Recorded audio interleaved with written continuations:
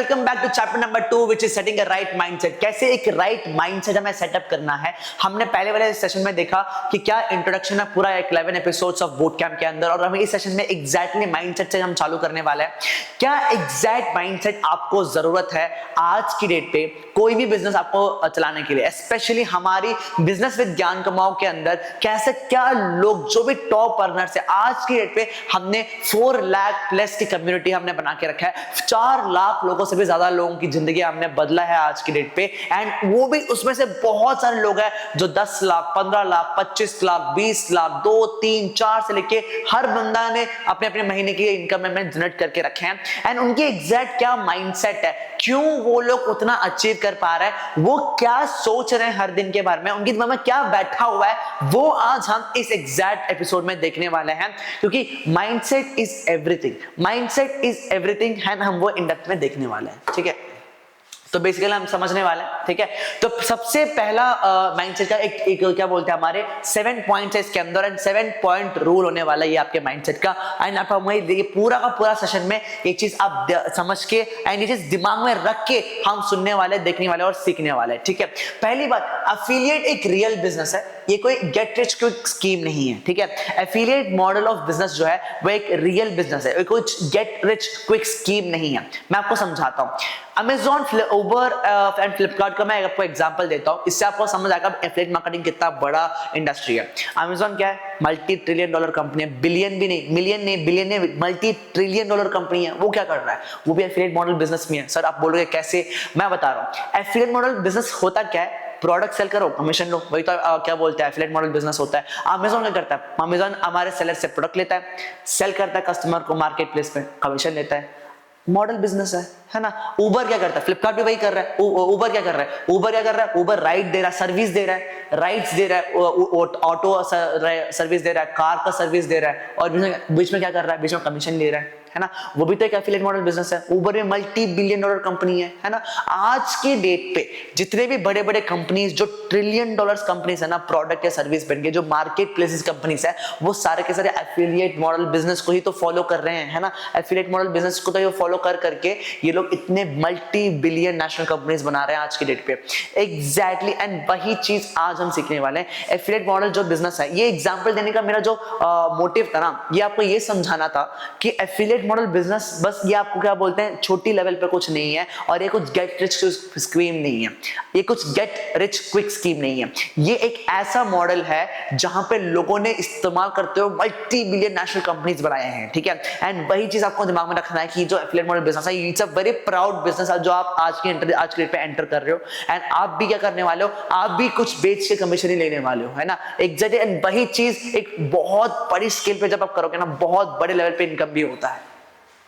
दूसरी जो पॉइंट है, ठीक है, डोंट सेल, बिल्ड रिलेशनशिप्स। ठीक है, जब भी मैं बिजनेस में देखते रहता हूं, हमेशा जो नए एंट्रीज आते रहते हैं, जो नए लोग आते रहते हैं, न्यू मिलेनियल्स, न्यू जॉइनीज आते हैं ना, वो क्या करते हैं, वो बिना कुछ सोचे समझे सेल करना चालू कर देता है, सेल करना चालू कर देता है। पर ऐसा नहीं चलता ना, ऐसा नहीं चलता ना। जस्ट लाइक वो आपको एक एग्जांपल देता हूं, आपको बंदा कॉल करे, सर क्या आपको क्रेडिट कार्ड चाहिए, और आप बोलते हो नहीं कॉल कट, नहीं कॉल कट। वही तो इंपॉर्टेंट, वही तो चीज है, वही तो चीज इंपॉर्टेंट है जो हमें समझना है कि भाई सेल, डायरेक्ट सेल करने से नहीं बिकता, है ना, रिलेशनशिप बनाने से बिकता है।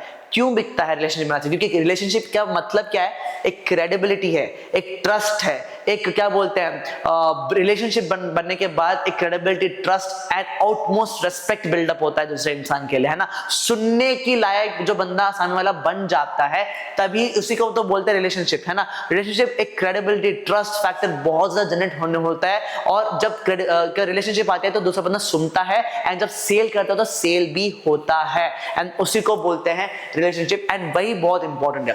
कस्टमर के साथ जब तक एक रिलेशन नहीं बनाओगे, तभी तो बहुत सारे मेंटोरशिप गुरुज बोलते हैं ना, relationship, don't sell but build relationship. आप सामने वाले बंदे को जेन्युइनली आप समझते हो, किसको समझते हो जेन्युइनली, जब आप रिलेशन, जिस बंदे के साथ आप रिलेशन में हो, है ना, वो चाहे मम्मा हो सकता है, पापा हो सकता है, दोस्त हो सकता है, गर्लफ्रेंड, बॉयफ्रेंड, कोई भी हो, भाई बहन, उसी को तो समझोगे।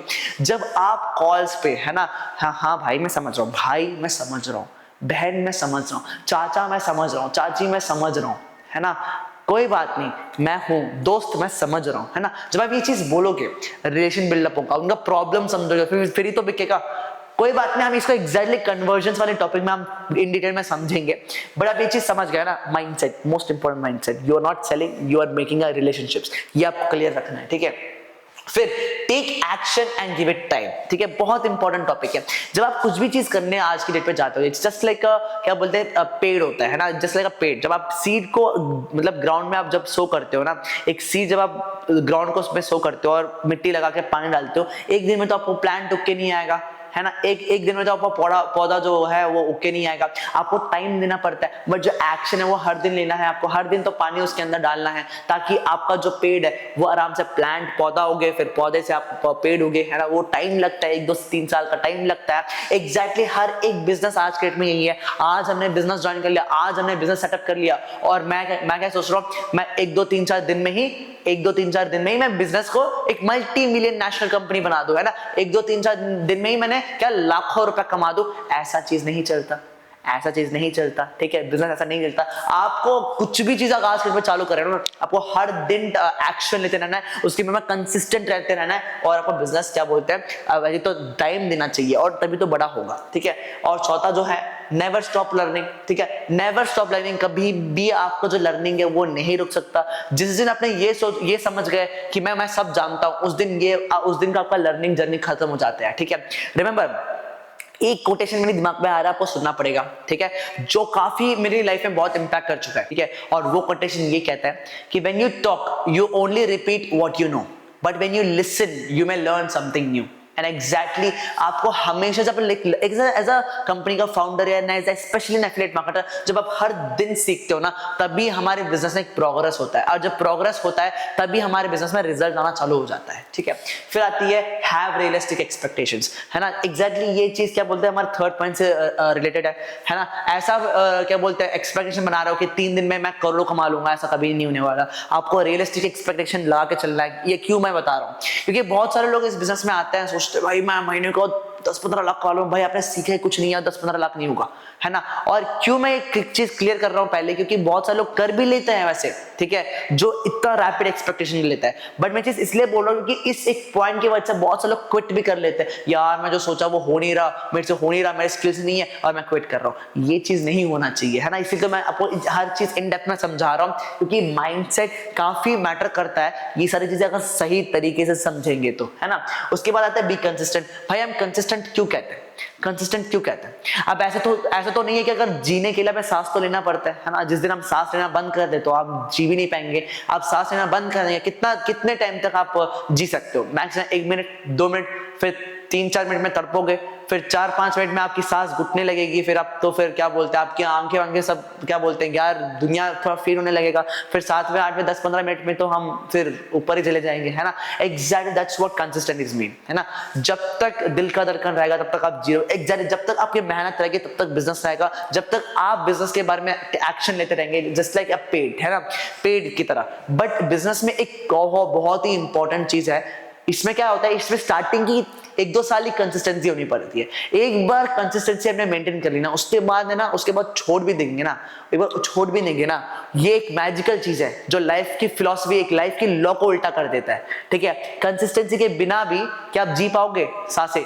नहीं। बट बिजनेस में क्या है, आप 1-2 साल ही कंसिस्टेंट रहना है। जब आप वो पकड़ लेता है, पेस पकड़ लेता है ना, फिर क्या आप छोड़ भी दो, उसका जो एक्शन है वो चलता रहता है। जस्ट लाइक पेड़ है ना, पेड़ आप पानी डालते रहो, उसके बाद वो अपने आप में उग जाता है ना। वैसा ही है, वैसा ही चीज है बिजनेस भी। क्या करता है बिजनेस में, एक बच्चे की तरह आपको चलाना पड़ता है। जब तक वो चलना नहीं सीखेगा, जब तक वो गिर के नहीं सीखेगा, जब वो अपने आप में अपने पैर में अपने खुद में खुद खड़ा हो जाता है, फिर क्या करना है, फिर छोड़ना अपने आप में, वो चल जाएगा।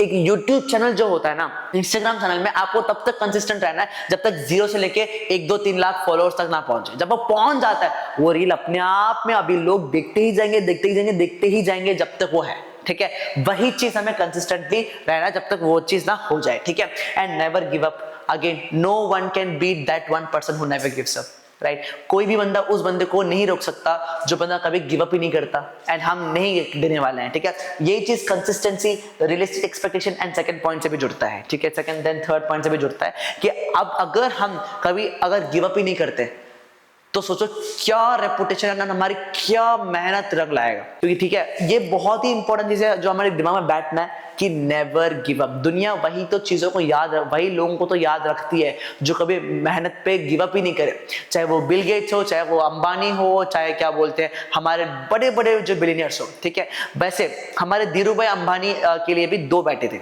ठीक है, अनिल अंबानी एंड मुकेश अंबानी। वो दोनों के दोनों एकदम इक्वल क्या बोलते हैं उनके पैसे बांटे थे धीरू भाई अंबानी ने। उनके जो बेटे, दो बेटे हैं अनिल एंड मुकेश अंबानी, दोनों पैसे उनको इक्वली बांटे हैं। बट आज की डेट पे मुकेश अंबानी पूरे एशिया का सबसे रिचेस्ट पर्सन बन गया, बट अनिल अंबानी जीरो हो गया। Power of never giving up, ठीक है। जब प्रॉब्लम्स तो बिजनेस में आती ही आती है, प्रॉब्लम्स तो हर बिजनेस में आती है, but Mukesh Ambani never give up. जितनी भी बड़े बड़े प्रॉब्लम है उसने कभी गिव अप ही नहीं करा। और अनिल अंबानी एक दो फेलियर आया, उसने गिव अप कर दिया, आज के पे वो जीरो बन गए, ठीक है। तो ये एग्जैक्टली यही चीज हमें याद रखना चाहिए एज एन एग्जांपल पे कि never give up attitude can make you the richest person in the world also. बस आपको बस मेहनत करना है एंड कभी नहीं रोकना है अपना लर्निंग फेज को, ठीक है। And that's all for today guys. हमने सही माइंडसेट आज इस सेशन में सीखा है। हम चलते हैं हमारे नेक्स्ट एपिसोड में, जहां पे हम और कुछ और बेसिक्स कवर करने वाले हैं। Until then have a great day and bye bye.